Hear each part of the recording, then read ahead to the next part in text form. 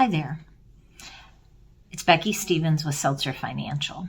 Today's question: what are the fees associated with my 401k plan, and how can I minimize them?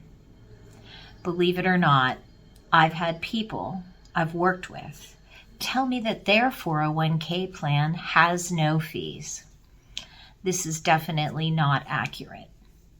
Every investment everywhere, whether in a 401k, an IRA, or an investment account, has fees because institutions and individuals that make all these investments function need to be paid.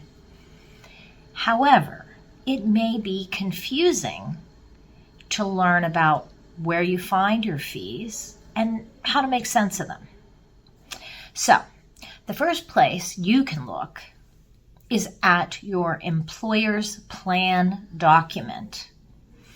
It would have been given to you at some point, but most participants get them from the website for their 401k plan.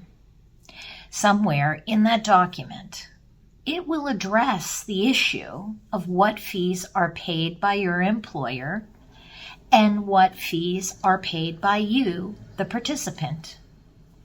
These fees reflect the cost of just running the plan, things like collecting contributions and getting them to the right place, creating the websites and reports and apps that give participants information, handling distributions from the plan, and filing the required reporting, and that's just to name a few. The second place to look is at the specific fund or funds in which you are invested or can choose from. When you look, you will see a fee percentage listed for that specific mutual fund. It's important to note that each fund will likely have different fees associated with them.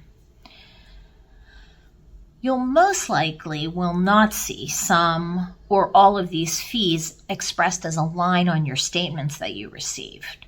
Your performance that shows up will usually be shown net of fees, meaning after those fees have been deducted. All of that being said, you may not want to select your investments solely by evaluating the fees on that fund choice. It's worth looking at the fee in relation to the performance of the fund. For example, if one fund charged a fee of 0.5% and had a 5-year average return of, say, 3% per year, and another fund charged a whole percentage point and had a 5-year average return of 10% per year, you'd likely be willing to pay slightly more for the fund with the superior performance. And you might wonder, why do certain fund choices charge more than others? In some cases, a fund might just be what's called an index fund, such as the S&P 500 index fund. This means that all they do is buy the stocks of the 500 largest companies listed. They're not making other educated decisions. They're just buying the list. Conversely, other funds might take a more active role in buying and selling individual stocks and bonds in an attempt to get a better level of performance or a less volatile path to growth. There really isn't a right or wrong answer to this question, but it's important that you understand the fees so that you can make a more educated decision.